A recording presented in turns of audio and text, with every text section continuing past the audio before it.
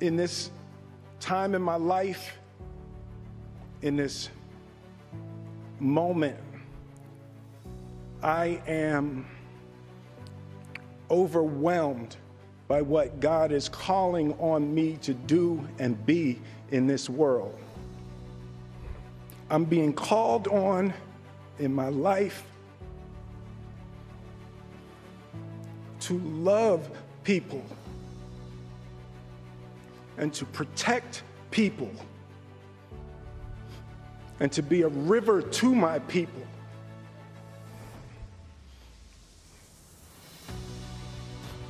And I know to do what we do, you got to be able to take abuse. You got to be able to have people talk crazy about you. In this business, you got to be able to have people disrespecting you. And you got to smile and you got to pretend like that's okay. Go, he said, at your highest moment, be careful, that's when the devil comes for you.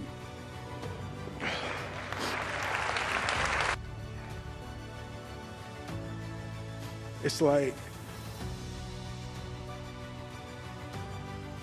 I want to be a vessel for love.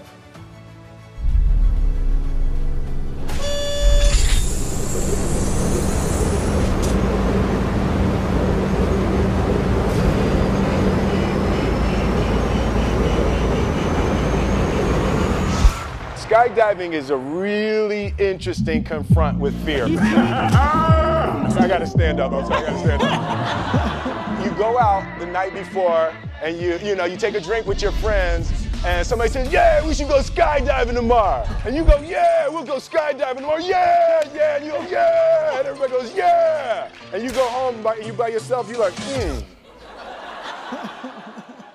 Right? And you're like, well, I mean, they was drunk too. So then that night you're laying in your bed and you just keep, and you're terrified. You keep imagining over and over again jumping out of an airplane and you can't figure out why you would do that. So you get there and then you have this safety brief and you're standing there and the guys will tell you, well, if the chute doesn't open, what's going to happen is what could happen? So you get onto the airplane and you're sitting there and it's extra because you're sitting on some dude's lap, some stranger, trying to make small talk. Yeah, man. So you be jumping with people all the time, huh? So you fly and you go up to 14,000 feet and somebody opens the door. And in that moment, you realize you've never been in a freaking airplane with the door open. Terror, terror, terror, terror. And then people start going out of the airplane.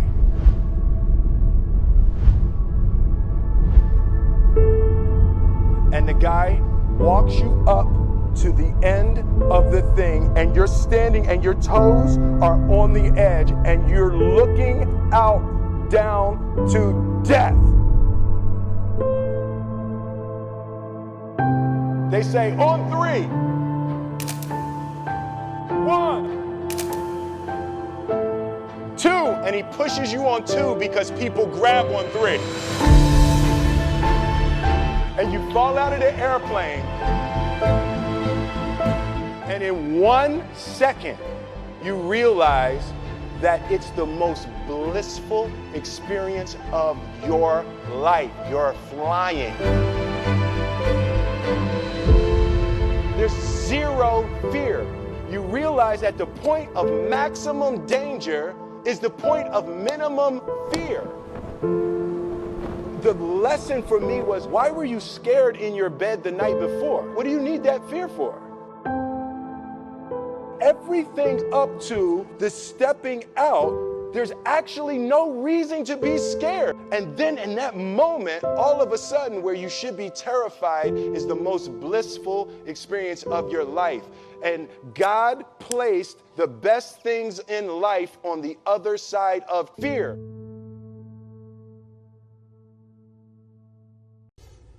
I'm motivated by fear. I hate being scared to do something. It's very simple. This is what I believe, and I'm willing to die for it. Yeah. Period. You can't be scared to die for the truth. The truth is the only thing that's ever going to be constant. And you can't fear what might happen to you if you were to tell the truth. Because what happens to you if you don't tell the truth is worse than telling the truth will ever be. The first step before anybody else in the world believes it is you have to believe it. There's no reason to have a plan B because it distracts from plan A. And I think psychologically, the advantage that gives me over a lot of people that I have been in competition with in different situations is it's difficult to take the first step when you look how big the task is. The task is never huge to me. It's always one brick. I believe, and I learned very young, that you don't try to build a wall.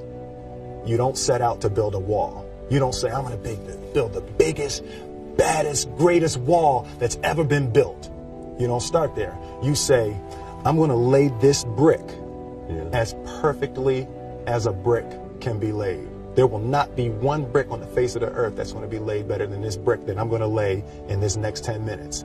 And you do that every single day. And soon you have a wall. And soon you have a wall. I've never really viewed myself as particularly talented. Where I excel is ridiculous, sickening work ethic. You know, while the other guy's sleeping, I'm working. While the other guy's eating, I'm working. The separation of talent and skill is one of the greatest misunderstood concepts for people who are trying to excel, who have dreams that want to do things. Talent you have naturally. Skill is only developed by hours and hours and hours of beating on your craft. I always knew that I could work hard enough. There wasn't an issue with discipline, or there wasn't an issue with the ability to sacrifice or the willingness to sacrifice. There's no easy way around it. No matter how talented you are, your talent is going to fail you if you're not skilled. You know, if you don't study, if you don't work really hard and dedicate yourself to being better every single day.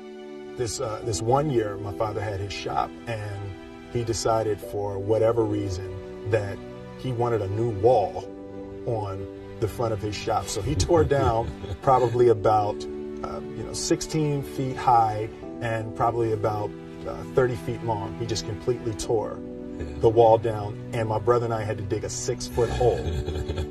We for the foundation. For the foundation. Right. We would mix in the concrete by hand. A year and a half. We were building this wall for a year and a half. Every day after school, we would come and mixing concrete, putting it in the hole, doing it. And it was just myself and my little brother. And I remember standing back, looking at that wall, saying, there's going to be a hole here forever. A year and a half later, we laid the final brick. And my father stood back with my brother and I know he planned this. He says he didn't, but I know he had been planning this and writing this for his for the past 2 years. But we stood back, we looked at the wall, and he looked at me and my brother and said, "Don't y'all never tell me that you can't do something," and walked into the shop. As a child, my parents always told me you could be whatever you want to be. You could do whatever you want to do. And you know, that office, that position, the highest office on the face of the earth, it was something I heard my parents saying it, but I didn't totally believe it. Yet I went out in the world and I carried myself and I held my head high and I stood there and I looked people in their eyes and I talked to people as if I was deserving of everything that this planet has to offer. I really want to say to children out there and to people who are watching, Confucius said one time, he who says he can and he who says he can't are both usually right.